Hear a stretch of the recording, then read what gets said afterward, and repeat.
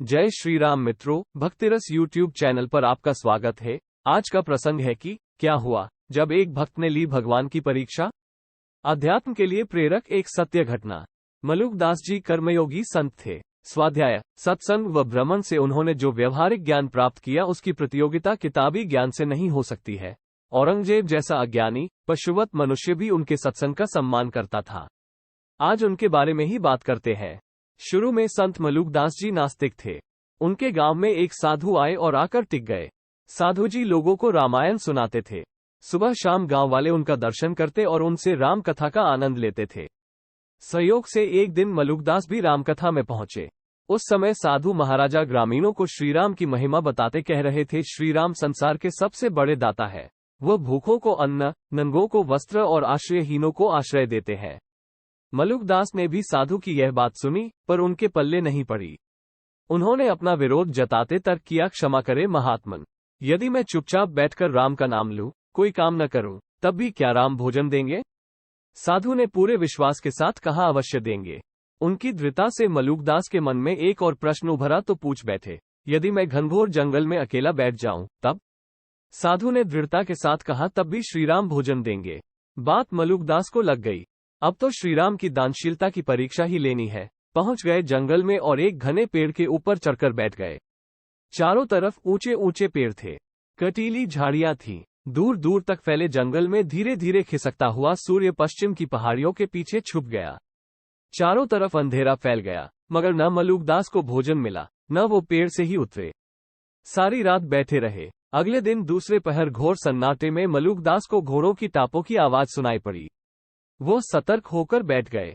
थोड़ी देर में कुछ राजकीय अधिकारी उधर आते हुए दिखे। वे सब उसी पेड़ के नीचे घोड़ों से उतर पड़े।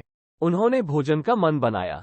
उसी समय जब एक अधिकारी थैले से भोजन का डिब्बा निकाल रहा था, शेर की जबरदस्त दहाड़ सुनाई पड़ी। दहाड़ का सुनना था कि घोड़े बिदक कर भाग गए।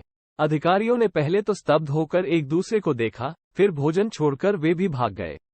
मलुकदास पेड़ से ये सब देख रहे थे। वो शेर की प्रतीक्षा करने लगे, मगर दहाड़ता हुआ शेर दूसरी तरफ चला गया। मलुकदास को लगा, श्रीराम ने उसकी सुन ली है, अन्यथा इस घनघोर जंगल में भोजन कैसे पहुंचता। मगर मलुकदास तो मलुकदास ठहरे।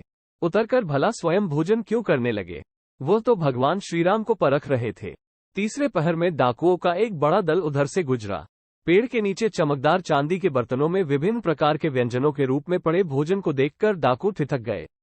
डाकुओं के सरदार ने कहा, भगवान श्रीराम की लीला देखो, हम लोग भूखे हैं और भोजन की प्रार्थना कर रहे थे। इस निर्जन वन में सुंदर डिब्बों में भोजन भेज दिया। इसे खा लिया जाए तो आगे बढ़ें। मलुकदास को हैरानी हुई कि डाकू भी श्रीराम पर इतनी आस्था रखते हैं कि वो भोजन भेजेंगे। वो ये सब सोच ही रहे थे कि उन्हें डाकुओं की बात में कुछ शंका सुनाई पड़ी।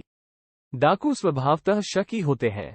एक साथी ने सावधान किया, सरदार, इस सुनसान जंगल में इतने सजे धजे तरीके से सुंदर बर्तनों में भोजन का मिलना मुझे तो रहस्यमय लग रहा है। कहीं इसमें विष ना हो।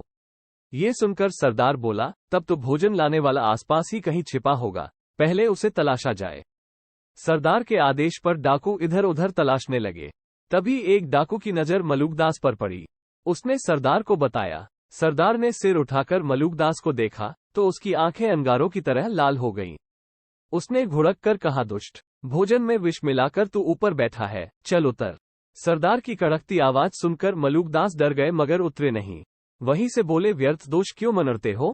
भो जन में विष नहीं है। सरदार ने आदेश दिया, पहले पेड़ पर चढ़कर इसे भोजन कराओ। झूठ सच का पता अभी चल जाता है। आनन फानन में 3-4 डाकू भोजन का डिब्बा उठाए पेड़ पर चढ़ गए और छुरा दिखाकर मलुकदास को खाने के लिए विवश कर दिया। मलुकदास ने स्वादिष्ट भोजन कर लिया। फिर नीचे उतरकर डाकुओं को पूरा किस्सा सुनाया। डाकुओं ने उन्हें छोड़ दिया। वो स्वयं भोजन से भाग रहे थे, लेकिन प्रभु की माया ऐसी रही कि उन्हें बलात् भोजन करा दिया। इस घटना के बाद मलुकदास ईश्वर पक्के भक्त हो गए। गांव लौटकर मलुकदास जी ने सर्वप्रथम एक दोहा लिखा, अजगर करे न चाकरी, पंछी करे न काम, दास मलुका कह गए, सबके दाता राम। ये दोहा आज खूब सुनाया जाता है। आपके कर्म शुद्ध है। आपने कभी किसी का अहित करने की मंशा नहीं रखी तो ईश्वर आपके साथ सबसे ज्यादा प्रेमपूर्ण भाव रखते हैं, चाहे आप उन्हें सुमिरन करें या न करें, भजें या न भजें। आपके कर्म अच्छे हैं तो आप यदि मलुकदास जी की तरह प्रभु की परीक्षा लेने लगे तो भी वह इसका बुरा नहीं मानते। एल आपके सत्कर्मों का सम्मान करते स्वयं परीक्षा देने आ जाते हैं। छोटे बड़े की भावना ईश्वर में नहीं होती, क्योंकि सभी प्राणियों में परमात्मा अपने अंशरूप आत्मा जीवात्मा है। परीक्षा की सोच, ये विकार तो मनुष्य को क्षीण करते हैं।